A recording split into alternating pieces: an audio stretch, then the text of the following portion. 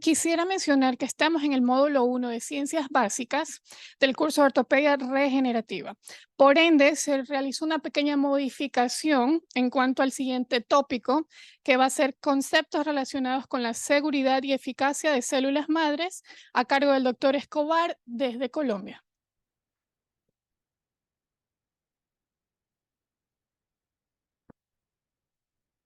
Buenos días. ¿Sí me escuchan bien? Sí, ok. Sí, ¿me ayuda con la presentación ya, por favor? Bueno, pues primero quiero agradecerles a ustedes la invitación. Quiero agradecerle al doctor Chiriboga, pues realmente para mí es un honor estar con ustedes el día de hoy y compartir algo de lo que nosotros hemos venido haciendo durante los últimos 15 años. Yo soy el director científico de un laboratorio que también produce células, como lo planteaba, como lo hace mi amigo el doctor Berensen.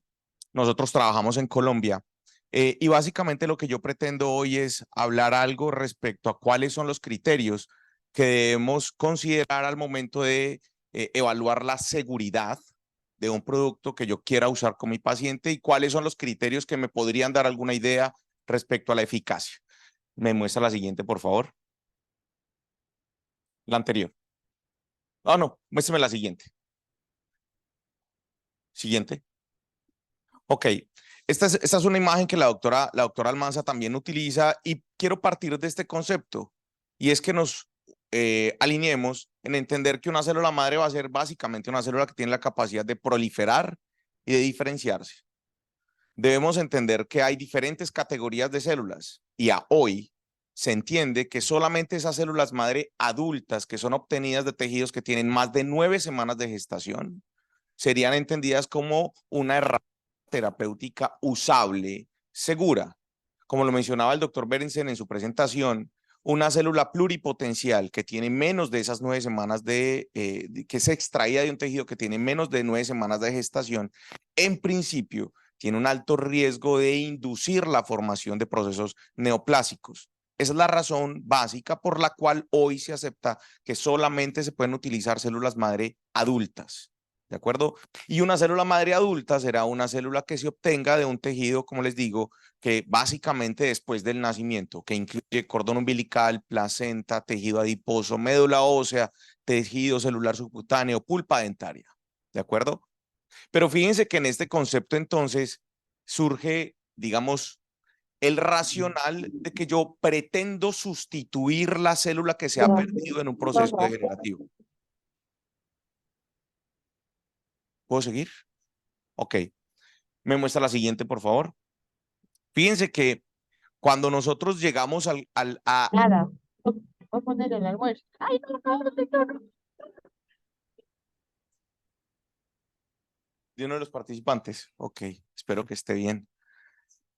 Si tenía algún problema, haya pasado algo por allá. Bueno, pero entonces lo que les quiero decir es que, claro, surge el Dominici en el 2006, plantea un documento en el cual se llega a un consenso y es básicamente una célula que, yo iba a coger el señalador, discúlpenme, una célula extraída de un tejido adulto que inicialmente se describen en médula ósea. Piensen que estas células fueron inicialmente descritas, perdón, ¿cuál es el rayo de esto?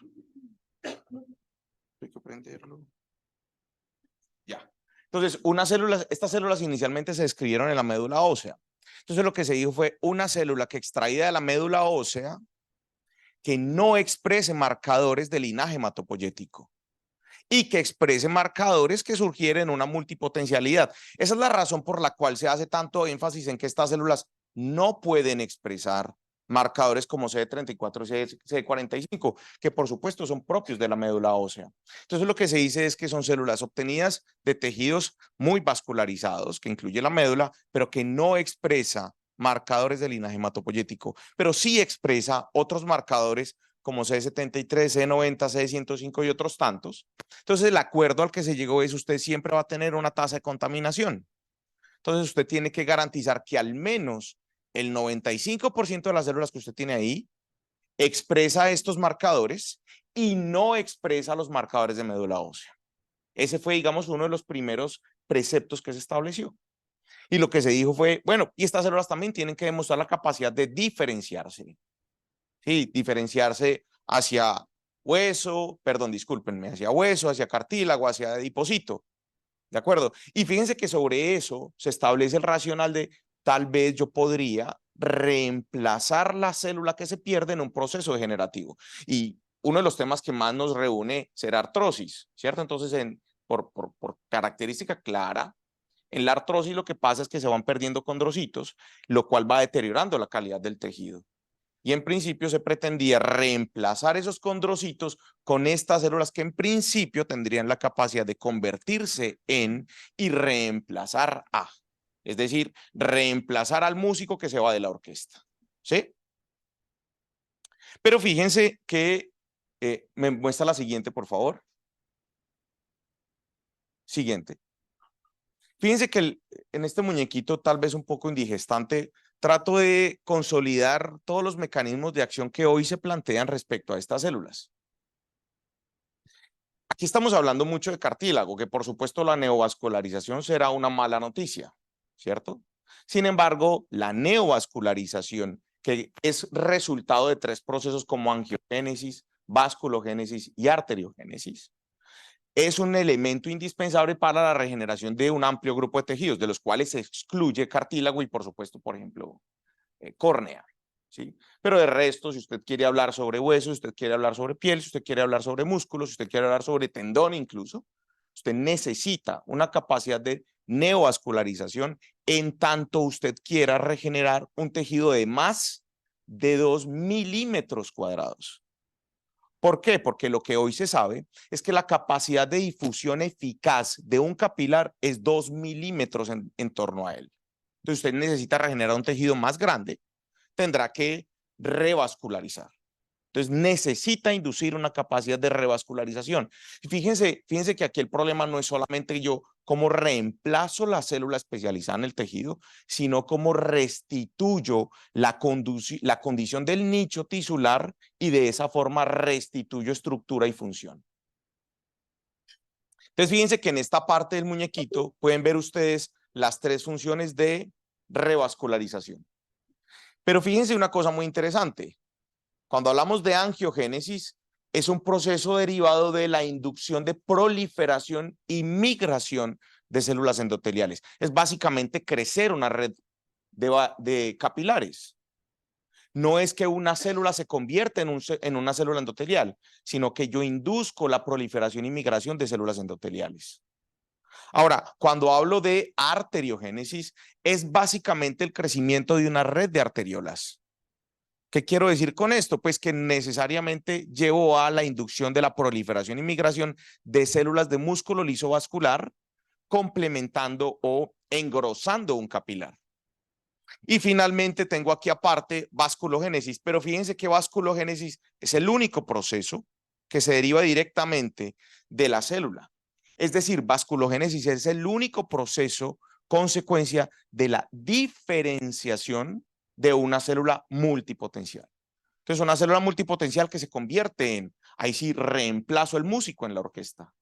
Sin embargo, fíjense que aquí estamos hablando que esta célula podrá favorecer el desarrollo de los tres procesos, no solamente vasculogénesis. Ahora, piensen en la sustitución del linaje tisular específico o especializado en el tejido. ¿Cómo restituyo los osteocitos? ¿Cómo restituyo los condrocitos? Y fíjense que, claro, la célula tiene una capacidad de diferenciación. Hoy se acepta que la célula tiene capacidad de diferenciación, pero también se entiende que esta célula tiene la capacidad de liberar una serie de señales tróficas que inducen, como lo decía el doctor Berentzen hace un rato en su presentación, inducen la proliferación de la célula local. Es decir, la restitución de las células perdidas no se da a expensas de la célula que llega, sino de la célula que ya está. ¿Sí? Y finalmente, fíjense que aquí grande dejo un elemento que se engloba como el potencial o el efecto paracrino. Recordemos discúlpenme, estoy hablando de mucha ciencia básica, perdónenme si soy un poco denso en el discurso del ñoñito, pero trataré de ser un poco más cercano a lo clínico, pero lo que les quiero decir es, recordemos que cuando hablamos de un efecto endocrino, se refiere a un sistema en el cual yo libero una señal que va a torrente sanguíneo, se traslada en torrente sanguíneo y actúa lejos. Cuando hablo de un efecto yuxtacrino, me refiero a un efecto en el cual yo libero una molécula y estimula a mi vecino que está pared conmigo. Cuando hablo de un efecto autocrino, libero una molécula que estimula un receptor que yo tengo sobre mi propia membrana. Y cuando yo hablo de un efecto paracrino, estoy liberando una molécula que va a estimular a mi vecino que está aquí cruzando la calle, en el intersticio. Entonces, fíjense que el grueso del efecto de las células, el grueso del efecto terapéutico de estas células, guarda relación con la capacidad terapéutica o la capacidad funcional de una serie de moléculas que funcionan mediante un mecanismo paracrino. Y ahí están todos estos factores de crecimiento, todas estas citoquinas, que por supuesto muchas de ellas están dentro de vesículas de secreción. Unas de esas vesículas son las que menciona el doctor Berensen ahora, son esos exosomas.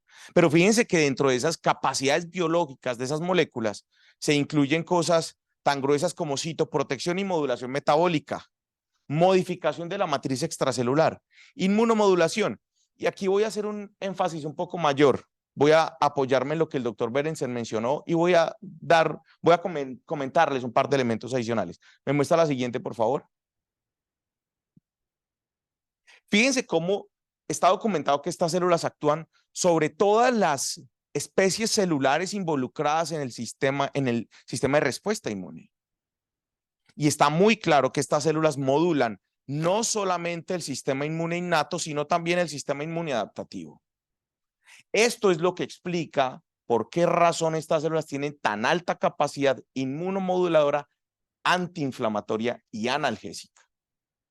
¿De acuerdo? Entonces, y fíjense que esto también es lo que sustenta por qué estas células funcionaron tan bien en el manejo del distrés respiratorio causado por COVID. Ahora, voy a cerrar aquí esta parte diciéndoles, no perdamos de vista que nosotros estamos hablando de una estructura biológica extremadamente compleja.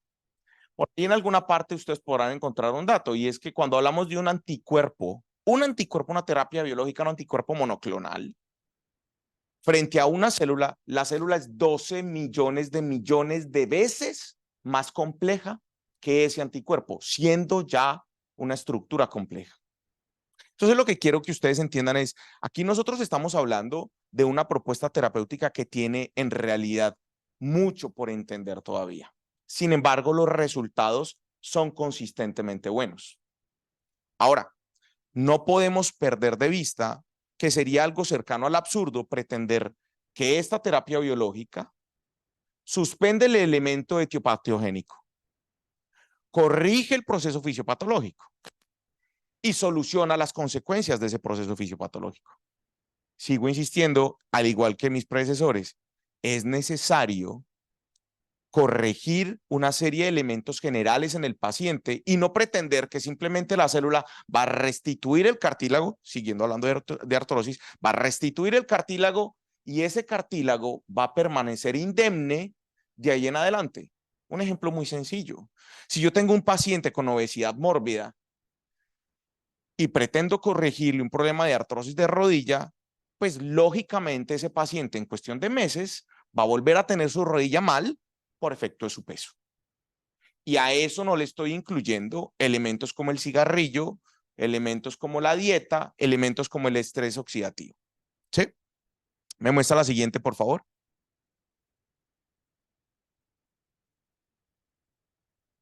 Entonces, este es uno de los mensajes que quiero dejarles. Lo que hoy se acepta es que la célula no reemplaza al músico que se va de la orquesta. Lo que hoy se acepta es que la célula reemplaza al maestro de orquesta, que le explica a la orquesta diezmada de qué manera puede cooperar con lo que quedó para recuperar tiempos, armonías y melodías. Entonces no es que yo espere que yo le voy a enseñar a la célula a tocar la trompeta para que se vaya a reemplazar uno de los 6 trompetistas que se fue. No, en principio lo que yo busco es que esa célula trate de ayudarle a la orquesta a recuperar su funcionamiento, a callar al que está generando más problemas y ayudarles a cooperar entre sí para recuperar algo de la capacidad estructural y funcional. ¿Sí? Muéstrenme la siguiente, por favor. Siguiente. Entonces, estas son las preguntas que pretendo presentarles algo de lo que sería mi respuesta. ¿Las células madres son una herramienta terapéutica segura? Muéstrame la siguiente, por favor. Este es un trabajo muy interesante en el que se hizo un metaanálisis donde se incluyeron 36 ensayos clínicos con más de 1000 pacientes. Y fíjense que las condiciones para las que fueron tratados son muy disímiles, ¿no? Creo que la principal conclusión aquí es, y esto es una de las cosas sobre la que se soporta todo este discurso, en principio estas células son una herramienta segura, en tanto sean células adultas. Es decir, ya hay muchos casos de pacientes que desarrollan procesos neoplásicos, pero fueron tratados con células pluripotenciales o embrionarias. Entonces, uno de los mensajes que ustedes creo deberían llevar de esta discusión es: estas células no causan cáncer. Eso ya está suficientemente dilucidado y ya lo podemos chulear. ¿Sí? Entonces, per se, las células son una herramienta terapéutica segura, en tanto sean producidas y manipuladas de manera adecuada. Muéstrame la siguiente, por favor. Discúlpeme, devuélvase una vez, por favor. Regrese, porfa. Ahí. Fíjense que aquí sí esto es una cosa que guarda relación con elementos que todavía necesitamos entender. Es decir, necesitamos seguir en este avance del trabajo de lo que los gringos denominan medicina translacional. Es básicamente seguir haciendo este ejercicio entre el laboratorio, la mesa del laboratorio, allá donde el doctor Berensen y yo jugamos con agüitas, y ustedes enfrente del paciente. Porque seguimos, por supuesto, enfrentando unos picos febriles que guardan en principio relación con una respuesta inflamatoria en principio inespecífica contra las células. O sea, ya está suficientemente claro que estas células no expresan complejo mayor de histocompatibilidad y eso sustenta su uso de manera halogénica. Aquí quiero hacer otro énfasis. Separemos halogénico de autólogo. Autólogos son células que producen de mi tejido y me las aplican a mí. Halogénico son células que producen de un tejido de otra persona, lo producen para muchas personas y se las aplican a muchas personas. ¿Sí? Muéstrame el siguiente, por favor. Ahora, no podemos perder de vista que las condiciones con las que nosotros cultivamos estas células son un derivado de lo que nosotros como especie venimos haciendo desde los 1800. Es decir, todavía el cultivo celular es un proceso que necesita varias vueltas de tuerca. En este trabajo mostraron los puntos calientes donde se generan modificaciones genéticas en las células cultivadas. E incluso llegaron a documentar trisomía genómica. ¿Sí? Es decir, lograron encontrar cultivos o células en las cuales había 3 cromosomas, 3 pares de cromosomas del 10 especialmente. Sin embargo, seguían demostrando que tras 4 meses de cultivo, 6 meses de cultivo, las células nunca generaron procesos neoplásicos en ratones inmunosuprimidos. Entonces el mensaje sigue siendo: ¿son una herramienta segura? Pero definitivamente nosotros seguimos teniendo una cantidad de preguntas por responder respecto a la biología básica de esa herramienta terapéutica. Sigue teniendo resultados consistentes. Miren lo que mencionaba la doctora Almanza y los trabajos que ha tenido el doctor Chiriboga y lo que mencionaba el doctor Berensen con su equipo. Pero sigue habiendo preguntas de la biología básica que tenemos que seguir trabajando en resolver. Muéstrame la siguiente, por favor. Ahora, estos son elementos que creo importantes que ustedes evalúen al momento de considerar una herramienta biológica, una célula, como herramienta terapéutica. Sacando de discusión la seguridad de la célula per se, es decir, no causa cáncer, no hay problemas para el paciente en tanto sean manipuladas de manera adecuada. Sí es muy importante que si usted habla de un producto halogénico, es muy importante que haya una muy buena caracterización del paciente. No solamente que usted descarte la posibilidad de enfermedades virales, ¿sí?, sino también algunos otros antecedentes, por ejemplo, antecedentes de enfermedad neoplásica y enfermedades graves, incapacitantes, de rutina deberían descartarse hasta que no haya información que diga lo contrario. ¿sí? Y también otros elementos que caen en un terreno que todavía no logramos terminar de elucidar. Y es, por ejemplo, nosotros sí vemos en el momento del laboratorio, allá cuando el doctor Berensen y yo jugamos con las células y les ponemos música y bailamos con ellas, vemos un comportamiento claramente diferente, por ejemplo, en cordones que obtenemos de personas que fueron víctimas de violencia sexual. Y son cosas que todavía yo, por lo menos, no logro terminar de explicar, pero se ve. Ahora, dejando eso a un lado, tengo que decirles que es muy importante que ustedes se aseguren de que el producto que usted recibe, cuando ya está en su forma de producto final, sea demostrada la ausencia de bichos, discúlpenme la palabra, de bacterias y hongos vivos. Le tienen que demostrar a usted que eso no tiene ninguna bacteria, ningún hongo vivo ahí. Pero además, estamos hablando también de la ausencia de endotoxinas. Esto va a ser la analogía como para que lo recordemos. Básicamente recuerden que los gram negativos tienen una pared celular compleja, ¿cierto? Y es algo así como la baba del caracol que queda cuando el caracol pasa por la pared. Esa baba causa una respuesta inflamatoria. Es necesario demostrar que usted no tiene bacterias u hongos vivos, pero tampoco tiene endotoxinas que hayan dejado gram negativos que pasaron por ahí. ¿Sí? Y además es necesario que usted le demuestren la ausencia de micoplasma. Es necesario que usted le demuestren la ausencia de agentes microbiológicos. Pero esto tiene que ser en el producto final, cuando ya nadie más lo manipula. Es decir, lo dejan en una forma en la cual queda en cuarentena, montan las pruebas y cuando usted lo va a usar, nadie lo usó después de que se hizo la prueba. ¿Sí? De esa forma usted puede estar seguro que en principio es un producto seguro, que usted no tiene riesgos de tener alguna respuesta, una contaminación directamente causada por el producto. Y me muestra la siguiente, por favor, se me olvida que este cosito no me... En este esquema está básicamente resumiéndose el proceso que se surte con un producto de terapia celular. Y en lo que quiero insistirles es, fíjense, esto es un proceso en realidad largo, dispendioso, complejo, donde hay involucradas una cantidad de manos, pero piensen por favor que si usted tiene unas condiciones en las cuales una célula humana está viva, pues por supuesto, si cae una bacteria o un hongo, pues hará fiestas, ¿cierto? Entonces es muy importante que usted esté seguro de que ahí no hay ningún agente microbiológico, razón por la cual le reitero, esa prueba tiene que hacerse aquí, después de que el producto se deja en su forma final para ser usado. ¿De acuerdo? Es decir, nadie puede manipular ese producto antes de que usted lo reciba.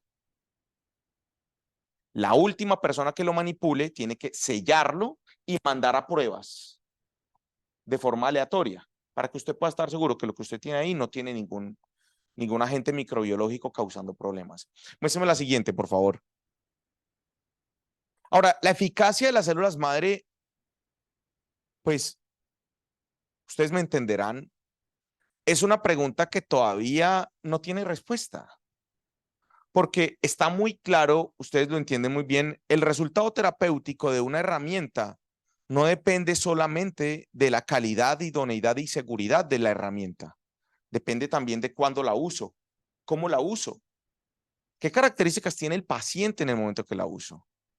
Y creo que mucho de la variabilidad del resultado que a veces se ve guarda relación con eso, porque hay características específicas del paciente que están deteriorando el resultado. Sin embargo, vale la pena insistir en que al día de hoy, en principio, se acepta lo siguiente. ¿Me muestra la siguiente, por favor? En principio se acepta que la eficacia terapéutica guarda relación con que la célula que usted tenga, pues tenga la identidad correcta. Si yo espero tener una célula madre mesenquimal, pues lo que quiero es estar seguro de que es una célula madre mesenquimal. Y fíjense que los criterios con los que hoy se caracterizan, ya los han mencionado otras personas, pero los criterios que hoy se utilizan en realidad son tremendamente gruesos. Son tremendamente gruesos. Pero fíjense, aquí se dice Aceptemos en gracia de discusión que usted no puede tener el 100% de las células expresando los marcadores que tienen que expresar y ninguna de ellas expresando los marcadores que no puede expresar. Se dice, ok, aceptemos que usted puede tener algunas células expresando marcadores que usted no quiere que expresen. Y no puede pretender que el 100% de las células expresan los marcadores que usted quiere que expresen.